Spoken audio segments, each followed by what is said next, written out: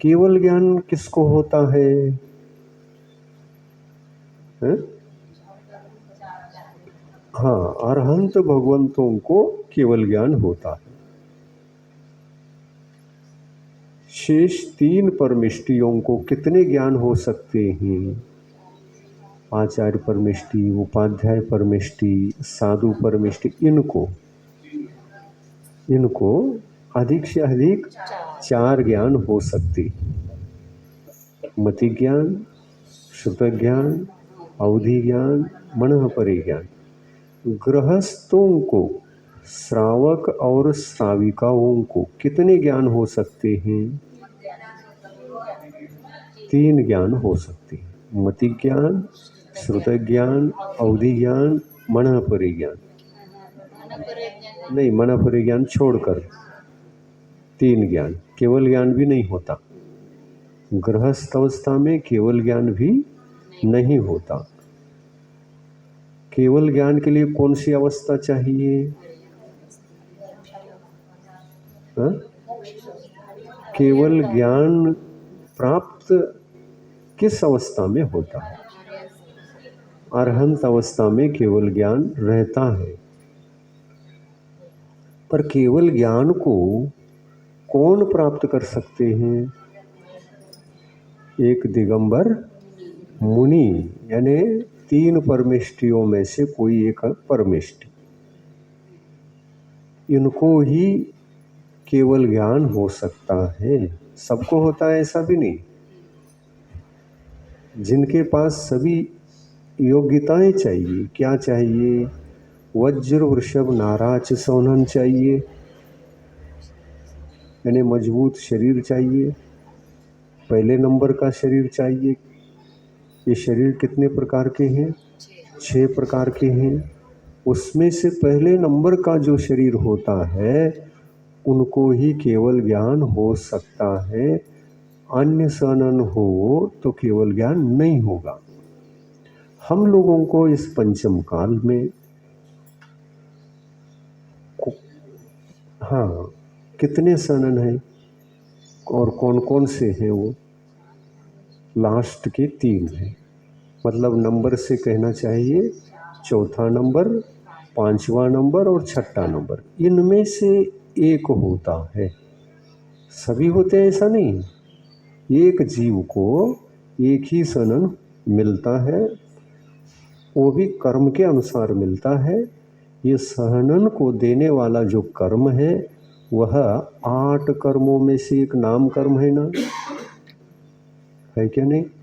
नाम कर्म, नाम कर्म के अंतर्गत ये कर्म आता है, सहनन नाम कर्म। तो पूर्व भव से ही बांध करके हम मनुष्य गति में आते हैं और उसके अनुरूप ही हमारा शरीर निर्मित होता है। हमारी हड्डियां, हमारे पास जो नसें होती हैं वो हड्डियां,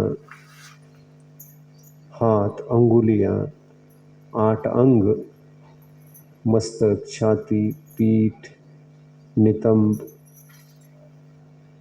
8 अंग होते हैं ना। ये 8 अंग, इनको निर्माण करने वाला कौन है? नाम कर्म। नाम कर्म निर्माण करता है। और जब शरीर 9 महीने तक गर्भ में बड़ा हो जाता है तो दुनिया में आ जाता है। ये शरीर किस कर्म से बना? नाम कर्म से। ये शरीर नाम कर्म से बना और फिर माता पिता उठा करके हमारे पास उस शरीर को, उस जीव को ले आते हैं। महाराज आप नामकरण करो, अब नामकरण करो।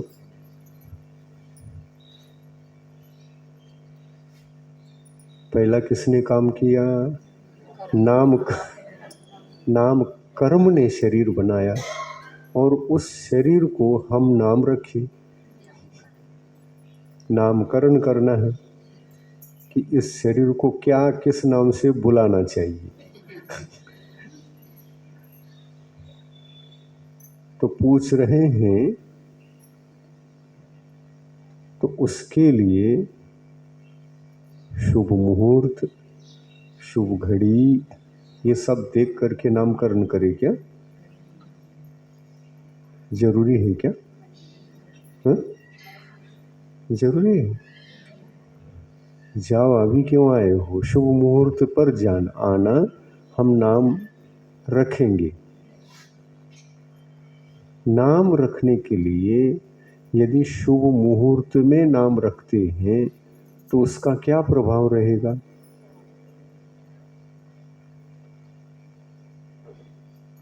उस जीव के ऊपर जो भी प्रभाव रहेगा वो अपने अपने पाप और पुण्य का प्रभाव रहेगा, है कि नहीं? फिर शुभ मुहूर्त पर नाम रखने से उसका भी कोई प्रभाव होता है क्या? यदि कहेंगे होता है तो कैसे होता है, क्या होता है? पुण्य और पाप से हटकर के कुछ प्रभाव मुहूर्त का भी यदि होता है तो किस रूप में होता है?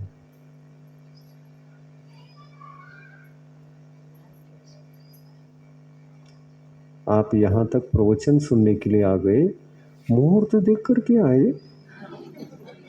ये भी एक शुभ कार्य था, प्रवचन सुनना।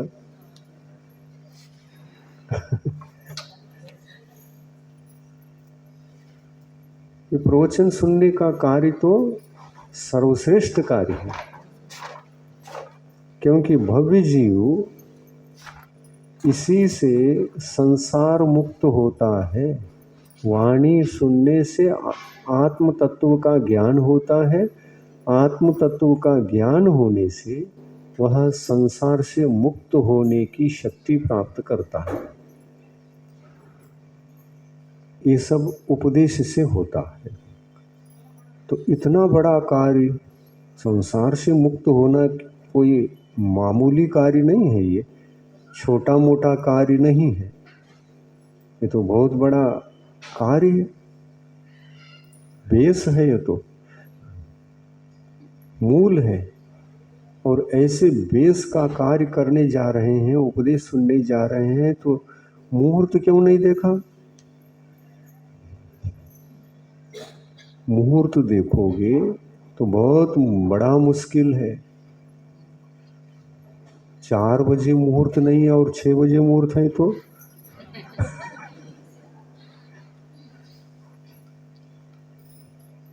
आके बैठ गए, महाराज शुभ मुहूर्त दे करके आए हैं, उपदेश दे दो। 6 बज गया है, क्यों 3 बजे क्यों नहीं आए? मुहूर्त अशुभ था। तो प्रवचन ही नहीं सुन सकते। मुहूर्त देख करके यदि उपदेश के इस शुभ कार्य को करने के लिए आओगे, उपदेश सुन ही नहीं सके। एक दिन सुनेंगे, एक दिन नहीं सुनेंगे।